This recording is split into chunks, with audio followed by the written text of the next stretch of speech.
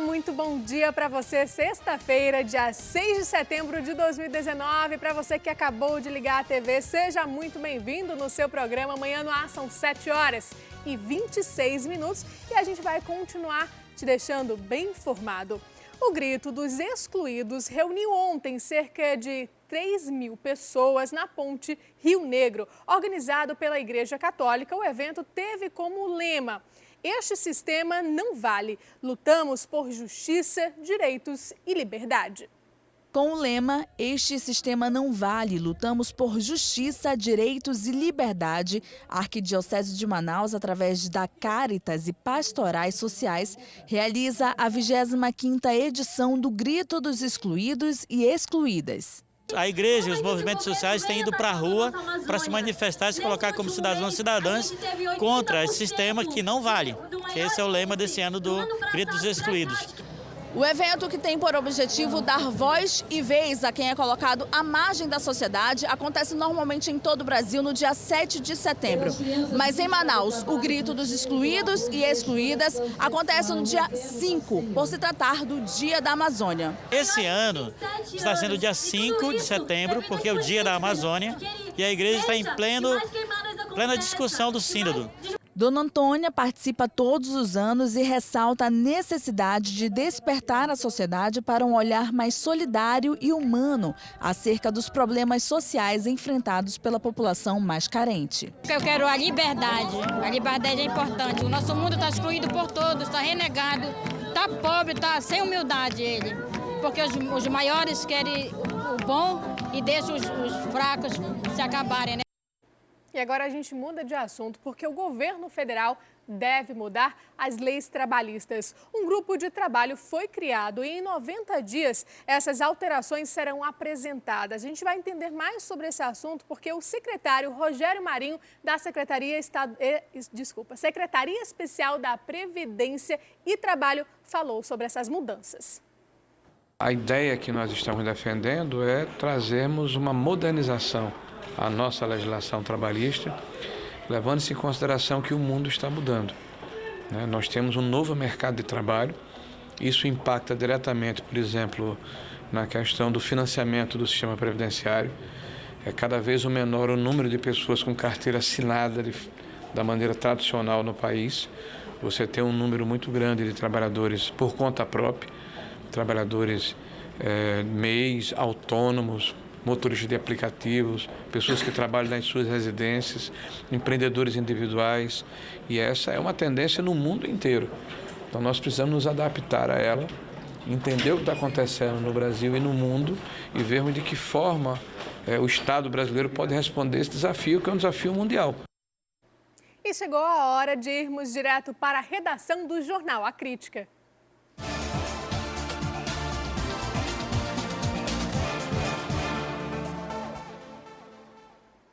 Já estamos aqui com o Dante Graça, que vai falar para a gente a respeito que o ministro da Economia, Paulo Guedes, disse ontem que a sociedade terá que tomar uma decisão sobre a volta de um imposto sobre movimentação financeira, a temida CPMF. Dante, muito bom dia para você nesta sexta-feira. Conta para a gente o que quer dizer isso. Bom dia, Nádia. Bom dia a todos aí que nos acompanham aqui na TV Crítica. Então, a CPMF já é bem conhecida, né, de muita gente, vigorou por 10 anos ali no governo FHC e depois seguiu pelo governo Lula. É um imposto que ele incide basicamente sobre qualquer movimentação financeira que você faz. Se você vai pagar uma conta, você pagava a CPMF, você fazia uma transferência bancária, você pagava a CPMF, estava inserido em tudo. E qual é a intenção do governo agora, manifestada ontem pelo ministro Paulo Guedes lá em Fortaleza? Ele vem tentando emplacar no governo, ainda não é uma coisa certa, uma coisa definida, ainda há resistência, inclusive do próprio presidente, que já se manifestou contrário em alguns momentos à CPMF, dizendo que é preciso que tenha algo em troca ao trabalhador, ao cidadão, para que a CPMF seja implantada. E ontem ele falou que o que dá para acontecer com a implantação da CPMF, o retorno da CPMF, que é a contribuição provisória sobre movimentações financeiras, que dá para arrecadar de 100 a 150 bilhões em impostos, né? Agora, ele cita até, inclusive, que dava para que você iria pagar esse imposto. Ele fala em 0,2%, mas esse imposto chegou até a 0,38%. Né? Ele terminou lá em 2007, no governo Lula, com 0,38%. Então, ele diz que dá para arrecadar de 100 a 150 bilhões. E qual seria a contrapartida? Ele fala em reduzir encargos trabalhistas, né, na contratação de trabalhadores pela CLT, pelo regime, né, de trabalho tradicional. Né? Lembrando que a gente teve uma reforma trabalhista recente que modificou muitas coisas, muitos termos aí da relação trabalhista. Então, existe uma expectativa aí do ministro Paulo Guedes de que seja aprovada essa ideia inicialmente para que seja apresentada. Ele está trabalhando nessas duas frentes. Ele trabalha numa frente para criar, para apresentar essa PEC para ter o retorno da CPMF e, na outra frente, essa outra proposta para reduzir esses encargos trabalhistas, que ele diz que se você reduzir reduzir para 15 a 10% mais ou menos os encargos trabalhistas em cima da folha salarial, dos pagamentos, você consegue equilibrar essa balança e aumentar a arrecadação do país e gerar mais empregos. Ele estipula até uma geração de 5 milhões de empregos aí, caso essa estratégia de reduzir encargos trabalhistas funcione. Então, ele está tentando emplacar essa ideia no governo, ainda não foi apresentada, ainda não é fato consumado. Há 2 dias, inclusive, o presidente se manifestou sobre isso. Então, a gente precisa aguardar e ver como que vai se transcorrer nos próximos dias. Agora, tem que ficar alerta, né? Porque em absolutamente toda a movimentação financeira, caso seja aprovado, vai incidir esse imposto. Lembrando que lá, quando a CPMF foi criada, ela era essencialmente todo esse valor que era arrecadado ia para a saúde. A destinação desse valor numa proposta, num retorno da CPMF no governo de Jair Bolsonaro ainda não foi definida. Não dizem, vai para a saúde, vai para a segurança, vai para a educação. Isso ainda não foi colocado. Dante, no caso da CPMF, o retorno dela, que foi criada em 1997, foi até 2007, né? Foram 10 anos, como você disse, ganhou um grande destaque também nas redes sociais, porque o próprio ministro falou a respeito de uma plataforma de vídeos que hoje a gente vai lá, paga uma taxa e consome o vídeo que a gente quer, né, o filme que a gente quer, e falou também a respeito de um aplicativo, né, onde a gente pode pedir esse motorista de aplicativo. Então, o que acontece? Reduz esses encargos, né? Para essa questão trabalhista, a gente tem uma geração de empregos maior. Ele falou, se eu não me engano, salvo engano, ele falou 5 milhões. Isso, 5 milhões. Mas, em contrapartida, quem que paga para que isso aconteça? Quem que paga esses impostos? Tenho certeza que a partir do momento que ele repassar isso, no caso para essa plataforma de vídeos que ganhou destaque também, esse aplicativo de motoristas, isso será repassado para o consumidor, né? O legal quando a gente cita esses exemplos mais claros, essas coisas cotidianas, assim, é a gente entender que isso vai estar presente em absolutamente tudo, né? Em tudo, absolutamente tudo que a gente contratar, esse valor vai incidir. Será que isso vai estar descrito? Desculpa. Será que vai estar descrito isso, esse valor? Pois eles ainda não... Ele citou ontem 0,2%, né? É o que ele falou por alto, mas ainda não está... A gente não sabe se vai ser de fato isso. Esse 0,2 pode ser 0,28, pode ser 0,21, então isso tudo faz diferença no final das contas. Então, é legal quando você lembra desses pequenos exemplos, porque é o gasto cotidiano, é aquela coisa que vai estar ali toda hora. Então, pensa que toda hora você vai ter que estar pagando um pouquinho a mais, um pouquinho a mais, um pouquinho a mais. E a CPMF já foi muito combatida por muita gente, já foi muito criticada por muita gente. Então, assim, é aquela coisa de quando você chega ali no poder, você está vendo a realidade, acaba indo contra coisas que foram defendidas antes, né? A gente vai continuar acompanhando essa situação, se vai ter ou não, e para onde irão esses repasses. A gente fala sobre outro assunto agora, porque o governo federal lançou ontem o Programa Nacional das Escolas Cívico-Militares. E o presidente Jair Bolsonaro assinou um decreto para regulamentar essa adesão ao programa. Como é que vai funcionar isso, Dante?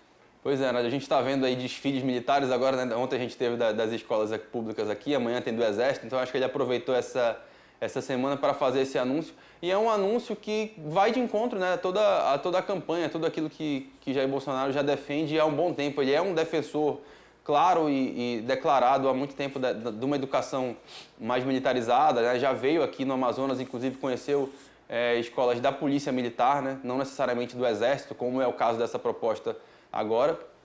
é um entusiasta desse tipo de plataforma e ontem anunciou ao lado do ministro Abraham Weintraub, é difícil falar esse nome, né? Meio complicado, escrever é mais fácil, né? Que eu estou olhando no portal. Ao lado do ministro da Educação, ele fez esse anúncio de que deve ter 216 escolas, né? Cívico-militares em todo o país. Qual é a intenção? Assim, que cada estado credencie 2 escolas que possam aderir a esse programa. Então, como é que funcionaria? Ele usaria muitos militares da reserva, né, que hoje já cumpriram toda a sua carreira militar e estão aposentados, estão em casa, estão fazendo outras coisas.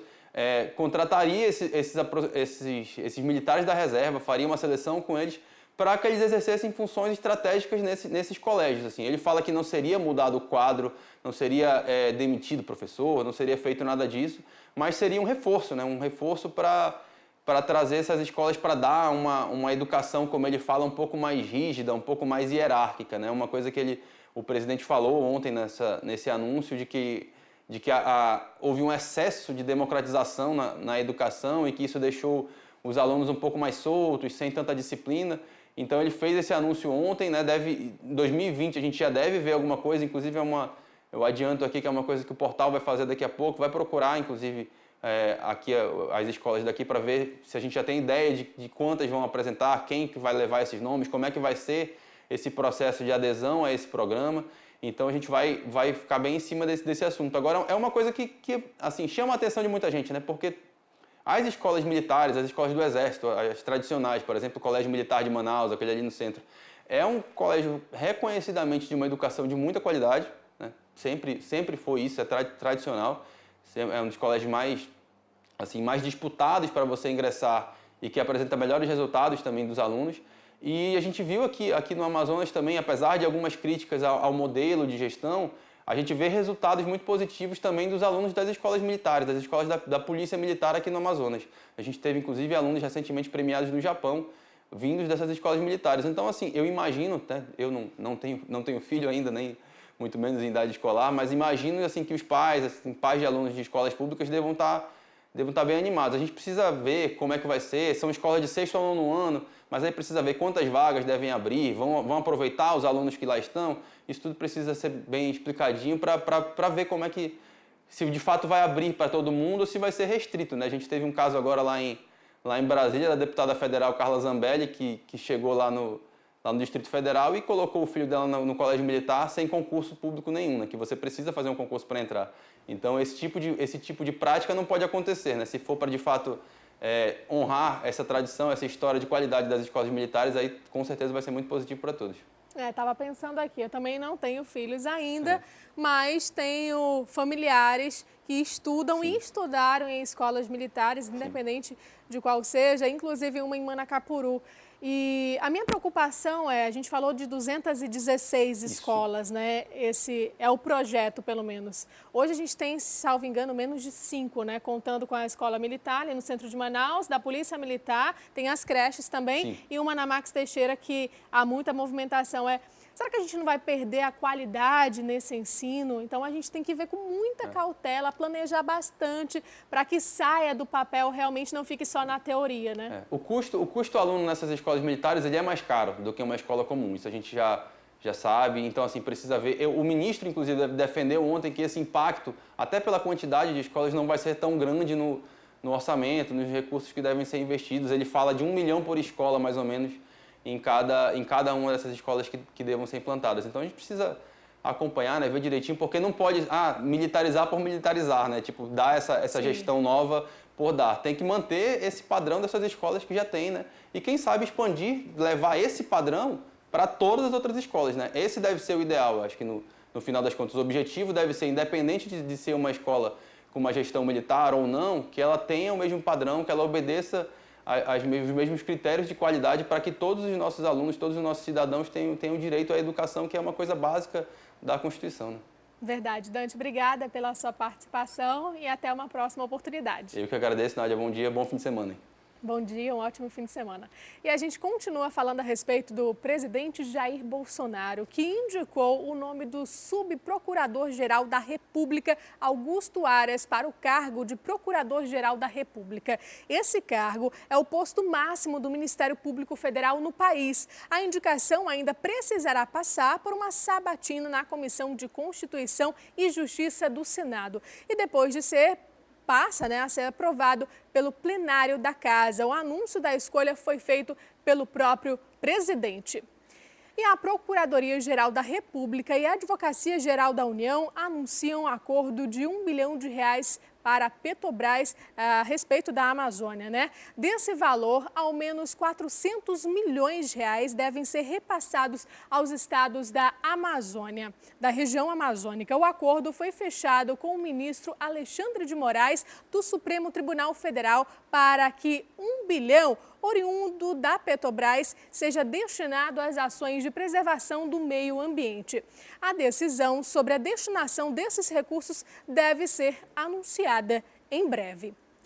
Homens e equipamentos enviados para Israel para auxiliar no combate aos incêndios na Amazônia já estão no Brasil. Eles vão ajudar militares e agentes brasileiros no monitoramento da floresta e atuar no controle das queimadas.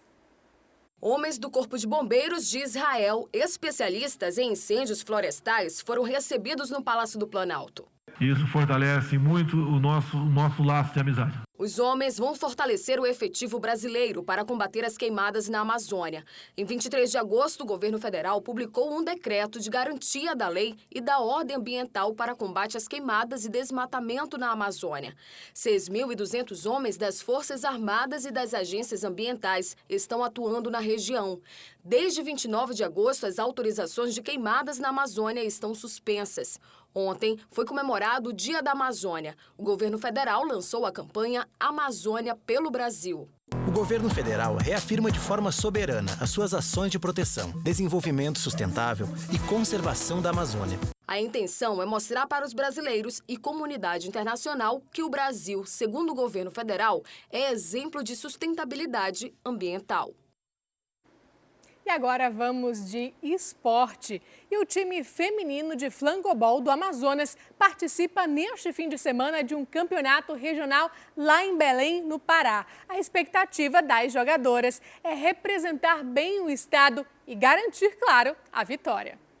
Campeãs invictas há 7 anos, já é a 8ª vez que as Valquírias, time amazonense formado por 25 meninas, viajam para disputar o campeonato regional de flag football. Estamos bem ansiosas, eu posso falar, né? Mas estamos bem tranquilos também.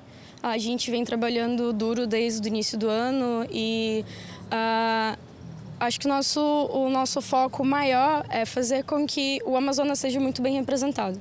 O Regional Marajoara será sediado em Belém e outros 2 times manauaras também desembarcam na capital paraense para participar dos jogos.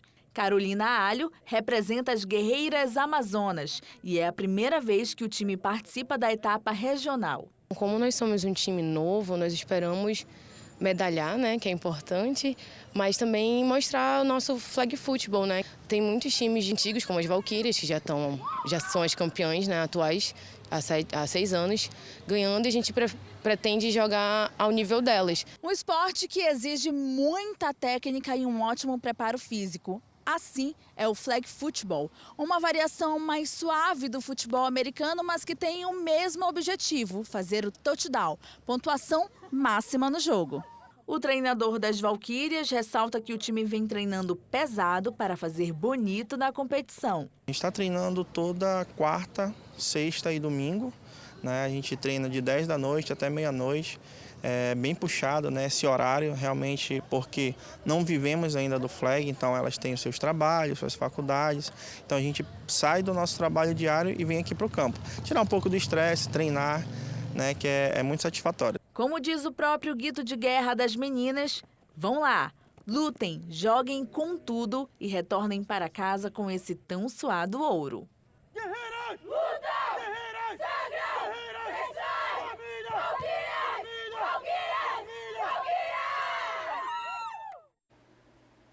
Agora a gente vai falar a respeito de trânsito, principalmente das pessoas que estão saindo aqui da capital. Lembra que eu falei anteriormente, na nossa entrada ali nas proximidades da Ponte Felipe Dal, a gente falou a respeito da Operação Semana da Pátria. A Arsan deu início, então, no início desse feriado, quando as pessoas começaram a sair, a Operação Semana da Pátria. O trabalho é feito para impedir que esses veículos clandestinos circulem nas rodovias do Amazonas.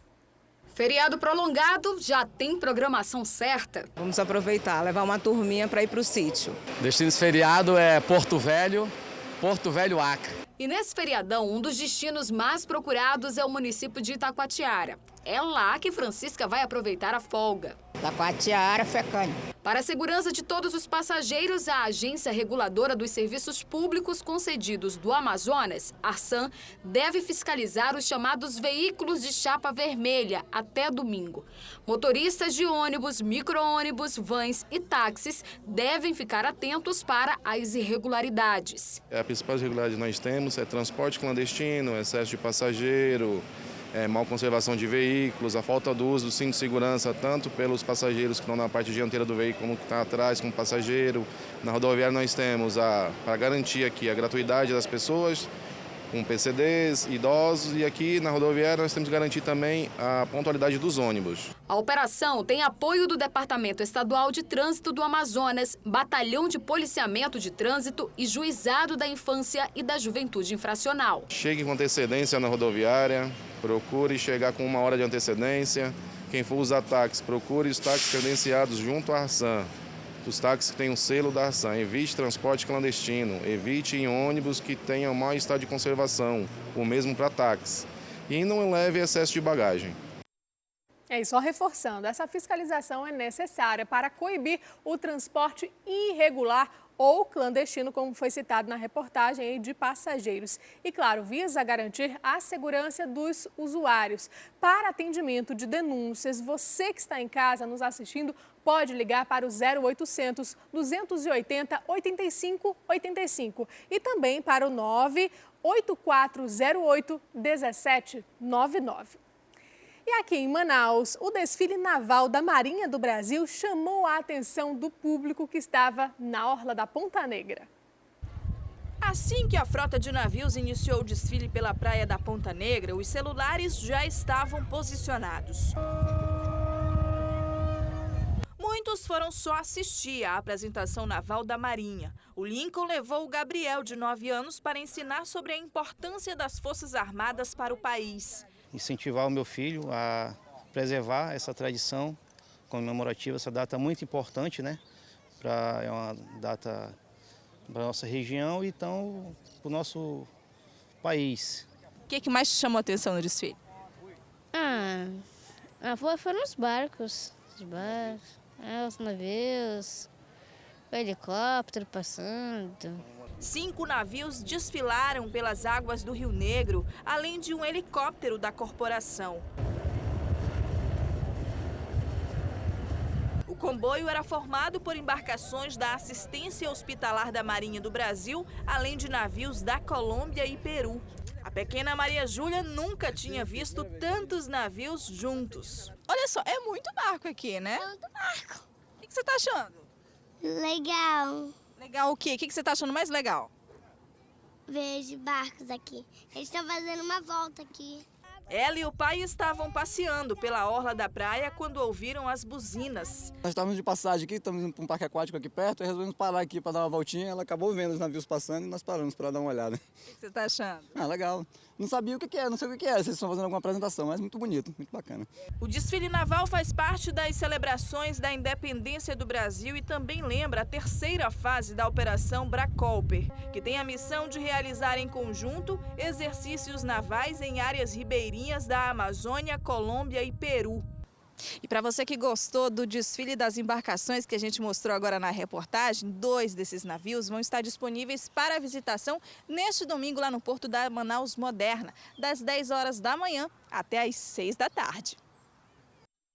Olha, muito bacana, eu fiquei muito feliz em saber que vai ter essa possibilidade de visitar esses 2 navios. Já estive lá, é um passeio muito legal que a criançada gosta muito. E agora a gente muda de assunto, porque o atleta de jiu-jitsu, Matheus Segadilha, que foi para Fortaleza disputar um torneio mundial, sofreu uma fratura durante a disputa. E agora, gente, ele precisa se submeter a uma cirurgia e está pedindo ajuda para custear as despesas. A gente conversa agora com a repórter Juliana Silva, que está ao vivo aqui com a gente e vai falar para a gente como é que a gente pode contribuir. Bom dia, Juliana. Bom dia, Nádia, para você. Bom dia para você que nos assiste. Essa é uma corrente do bem que a gente pode estar fazendo em prol aí, né, do tratamento do Matheus Segadilha. As pessoas podem fazer o depósito na Caixa Econômica. Deve estar aparecendo aqui no seu vídeo todas as informações de um endereço eletrônico, né, ao nome de Matheus com TH Segadilha, da Mota Segadilha. Na conta poupança de operação 013, na agência 3205 e na conta também de sequência de 4 zeros, 23781.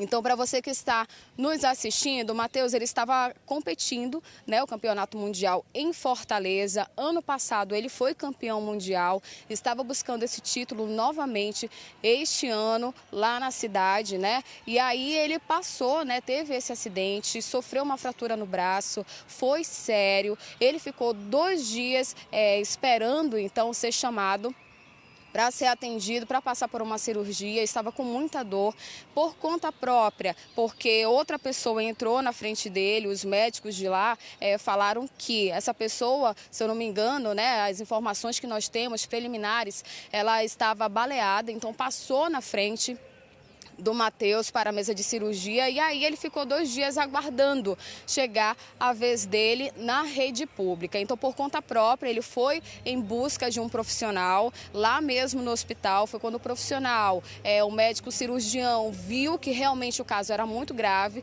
Tiveram que fazer, então, um corte profundo no braço do Matheus para drenar todo aquele sangue e agora ele precisa passar por outra cirurgia, né? O estado dele é estável, mas ele precisa custear, né, a permanência dele lá na cidade, inclusive da esposa também.